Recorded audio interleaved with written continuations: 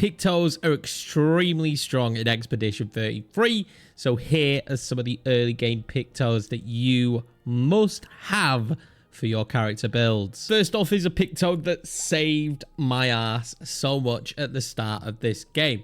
Basically, one of the mechanics you're going to have to learn really early on, even though it is a turn-based game, is when to parry and when to dodge. But the best thing to do at the start is to learn how to dodge, and Dodger is one of the early Pictos that you're going to pick up. This Picto is absolutely fantastic because you gain 1 AP on perfect dodge once per turn. So that, near enough, if you get okay at the dodging, guarantees you 1 AP on each character, and AP is very difficult to come by in the early game. I love this one. This one genuinely carried me very, very early on. I don't know where I would have been in the early stages because all I did was dodge when I started this game, and Dodger saved me. Speaking of AP, another one that is extremely strong in the early game, it's not even just strong in the early game, I still use this currently now in the end game, is Energizing Stat. Now, there are different variations. This is Energizing Stat 1, and this one goes all the way up to Energizing Stat 4.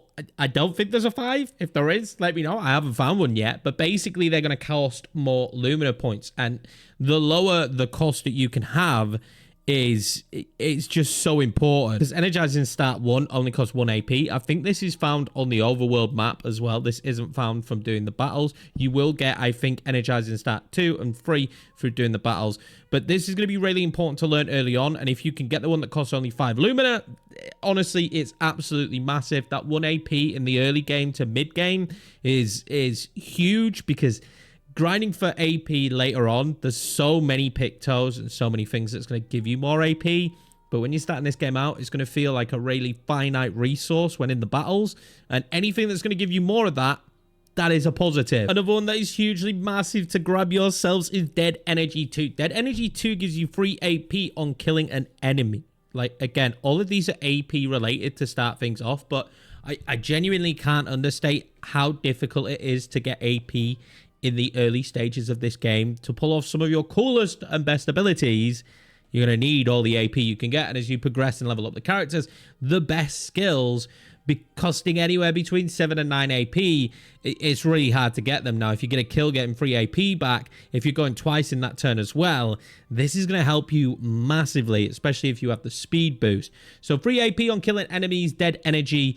There is no difference in this one between 1 and 2, which I found pretty interesting. They're both only going to cost you 2 Lumina, but some of these lower Lumina powers or Pictos are going to be really important to grab. Now, another couple here that are more mid-game but really helped me out in the early stages, especially when you're learning the parry mechanic, you're going to get hit quite a bit more, and Auto Shell was really good. Auto Shell for 3 turns is fantastic at the start of the battle. It just means you're going to take a lot less damage when you do miss those parries or those dodges, depending on what you're trying to do, especially on the higher difficulties. The game is pretty difficult on the higher difficulties, and I like that. It has that. You do have Auto Shell, but there is also another one that you could go for first, which is SOS Shell, which you do get really early on, which applies Shell when falling below 50%. This is still really good, but I feel like once you do get to the Energizing Shell or the Auto Shell, this is going to be key for you. Another one that actually was really big for me is because you're going to be using fire. You use so much fire in this game. Like, you need fire to get Mael into Virtuoso stance. So if you're not using the element of fire, I don't know what you're doing, but also healing fire is really helpful in the early to mid stages. When you're struggling for health, this is going to get you 25% of health back when attacking a burning enemy. Only stacks once per turn, but is absolutely critical when you're in some of these bigger, especially tougher boss battles.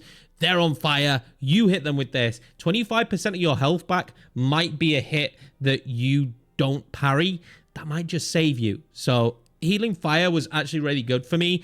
I wouldn't prioritize healing fire over something else. Like, if I could have Auto Shell over healing fire, I would pick Auto Shell, because it is a bit more situational with the fact that someone has to be on fire. But definitely it is huge. There's 3 more left, but these next 2 are a little bit more situational and depending on how comfortable you are. Perilous Parry gives you 1 AP on parry, but damage received is double. Now, if you are extremely good at parrying, getting an extra AP on a parry is absolutely huge. You're going to get 2 AP per parry, but it's situational because if you are not good at parrying, you are going to take double damage. It's basically an instant kill. It's a one shot. So really, if you know your clutch, you're good at the parries, this is a fantastic one. The other one as well that I think is really good is 1 AP on hitting an enemy's weakness once per turn.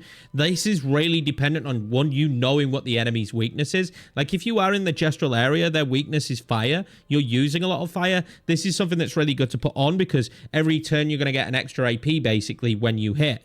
It is good. I really do like this, but when you start getting later on and trying to figure out what the weaknesses are and learn, this is something really to strategize using if you are attacking a boss that you're struggling with or you're struggling for AP. It was one I did use here and there, especially against enemies that are weak to fire, but again, super situational. And last but no means least, by far, the best Picto that I used at the start of this game is roulette. Like, roulette is absolutely insane. This is just a monstrous Picto to have. Now, I don't have it on my Lunade build anymore because of the crits that I perform and the damage that I actually do with her.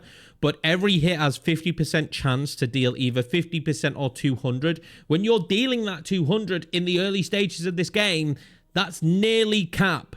You are nearly doing 9999. Like, it is absolutely insane. You're going to get this one really early on. It's easy to miss. You have to go to the gestural village and answer the questions. You basically pick the bottom one, which is like, I don't care, I don't give a damn. And then he gives you this. This carried me. I've only just started taking this off of characters now when we're in the level 60s. So roulette is a massive one for you to pick up. You will be doing a ton more damage, especially for attacks that hit, you know, anywhere between 2 to 6 times.